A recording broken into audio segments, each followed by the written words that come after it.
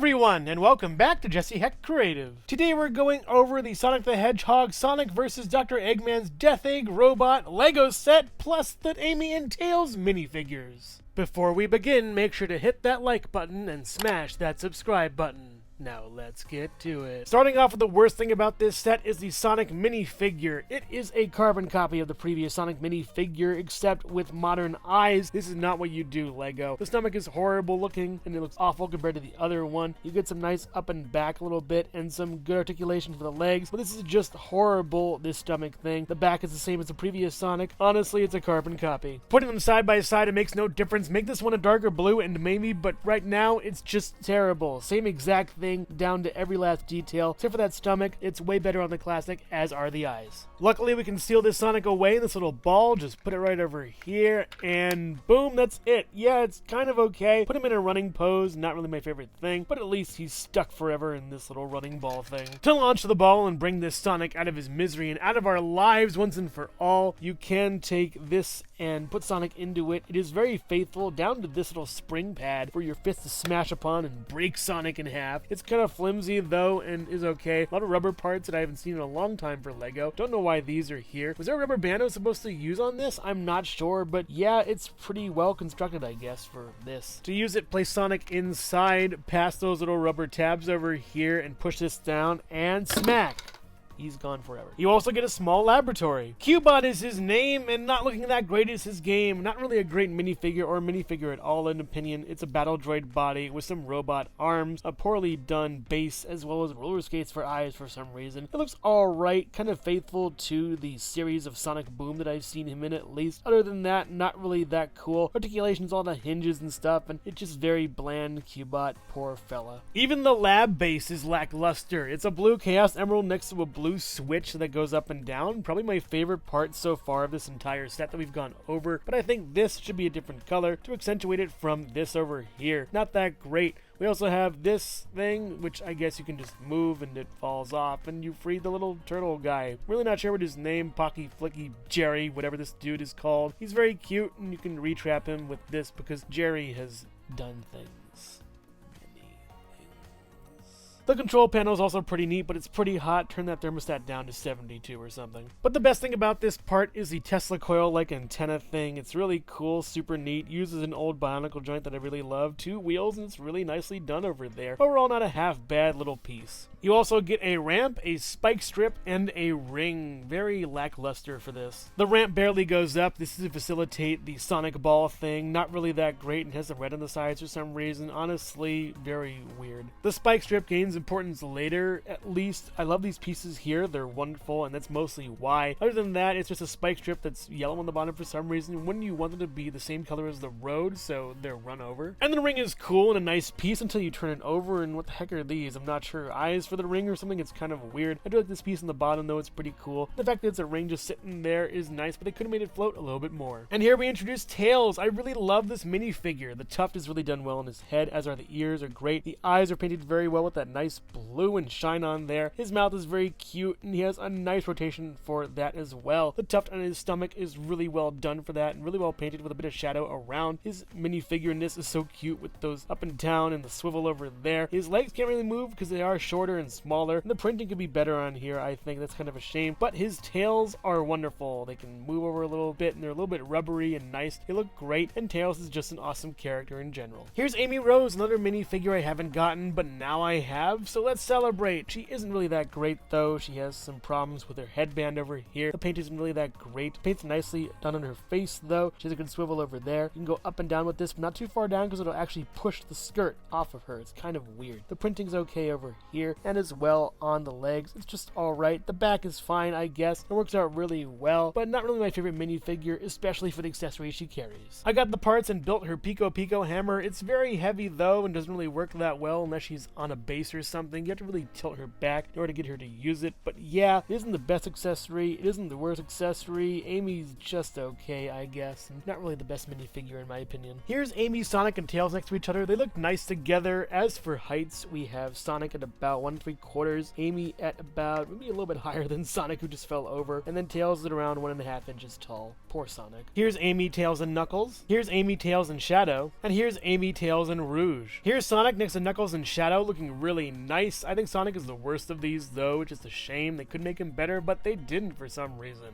Shadow was second best because that gold could be a little bit brighter, and Knuckles is best because he has those really cool fists and great look to him. It's just awesome. And here's Sonic, Rouge, and Cubot, who stands at about, I would say, 1 1/4 inches tall, kind of like 1 inches tall. And we're going to figure out who made Cubot right after this.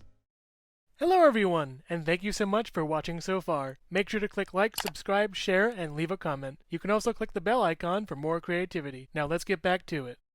And now for the main attraction of this set, the Death Egg Robot. The face is done really well. I love the mustache. It's really fun and funny. The nose is a cone kind of piece, and these eyes are done really well, matching the guy inside. We have a Robotnik minifigure we'll be going over in a little bit. Stay tuned for that. But it's done really nicely. The bald head is this little capsule thing, and his mustache can smush together like in the movie I saw a couple years ago. Very nice. The body even looks like Eggman's, very rounded and very well done. I also like the bottom portion of his pants over here. It's very cute. I wish there were 2 little buttons though. That would complete the look a lot. And going all the way around, he has rocket thrusters in the back, and they look super cool. Very nicely done with these little kind of, I don't know what they are over here, I guess. Wouldn't mind some fire for these little rocket thrusters. That'd be great. But there is an accessory kind of hidden secret thing on the inside we'll see in a little bit. The legs are really short and stubby, but I kind of like them. It's endearing in a way. They're a little bit of red, a little bit of green on the inside for some reason. I'm not sure why. And also some grays and blacks and what have you. They look wonderful from every angle. You can move them up this far and back a little bit. You could also move them up and back, showing that green for some reason. You also have a ball joint going over here and up and down, as opposed to a ratchet joint up here. They're nice legs and work well for him. He can tromp around the city, scaring everybody, but mostly Sonic. As opposed to the legs, the arms have more freedom and movement. They can go up and down and all the way around, basically. Watching out for that mustache over there, as well as his elbow kind of thing. That's really cool. This piece can spin. This piece doesn't really want to move it all that much, sadly, but it's a nice looking arm and super cool. The other arm has a function, and we're gonna get to that in a bit, but it has some great articulation as well, like the other one. And when you swivel this piece around, it can fire and shoot off a couple bullet rounds at Sonic, 6 to be exact, but be careful because it can run out. You can also take the spikes on the spike strip to give Eggman a more menacing robot fist. This is super cool and really game accurate. I love it. Or better still, use the spike as a weapon with this little stud piece with a hole in it. Just attach this into that and let it fly. This was a Bionicle piece, by the way, that I used to love, and I'm glad that this uses ball joints like Bionicle. Hopefully it comes back soon, 2025. But the biggest surprise, when you poke his gut, you actually can remove his back off and reveal these little flickies here. They're so cute, or pockies. They're honestly the little animals you gotta save. That's what they're called. One is a bright green, one is a bright blue. They look adorable and really cute. They're just super awesome. The inside of him actually has a great function where these clamps that can fit these little ratchet pieces works out ingeniously, and never knew they could really do that, and putting it back is simple and easy. The hard part is not depressing his stomach and making it go back prematurely. Also, I love those little flaps. They're really neat. But now for the big reveal if this function really does work or not. We just put Sonic in here and then smash, and nothing really happens, sadly. That's one kind of hit, in a way. It just broke off the front now. There's no real point, but let's see if we can keep going. Nope.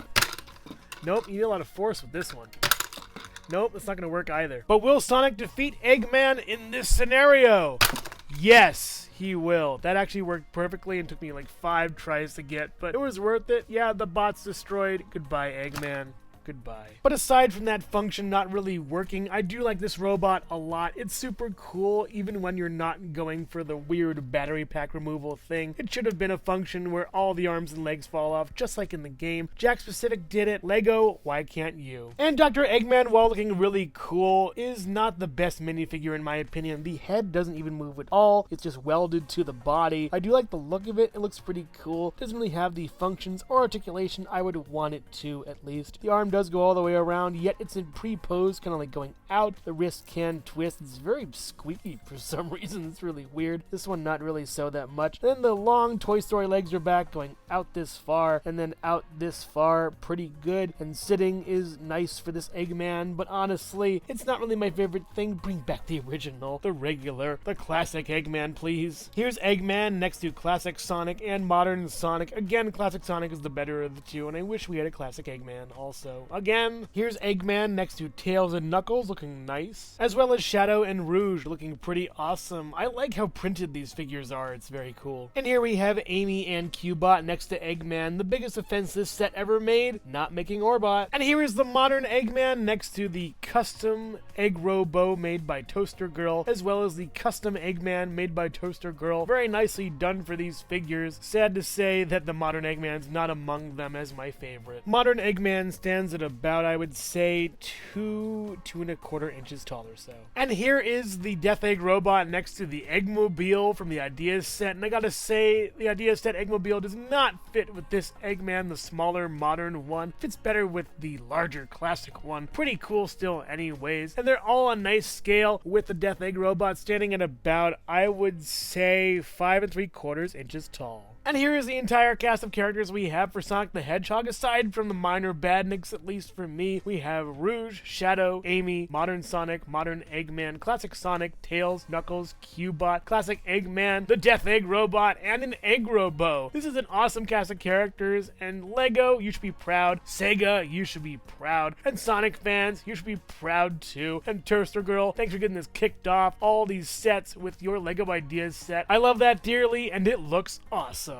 Overall, Death to Death Egg functions. The minifigures are just barely okay. Sonic is kind of awful, and Eggman isn't really that great. I appreciate the prints on Eggman, but it doesn't really justify the figure. Tails and Amy are much better, but even then, Amy keeps falling apart. Tails is really awesome, though. I like how he looks and is. Eggman's lab is just okay. It's way too small. The lever is really cool, though, and the Tesla coil is nice. That little trap for the turtle doesn't work all that well, and that thermostat needs to be turned way down. The ramp, the ring, and the spikes, as well as Cubot, are all afterthoughts to this set to inflate the price. Honestly, you don't really need them at all, especially if you don't have Orbot. And the main function and reason for this set, Sonic's smashing thing into Eggman, doesn't work well at all. You have to really smash it down and almost break it to get it to work, and that just isn't really good design at all for me. The highlight of the set and crown jewel for me, though, is the Death Egg Robot, and it's well worth it. Even at the discount, I got it. It's such a wonderful mech. Looks really cool. It really matches the character design from the game, and it's just super amazing.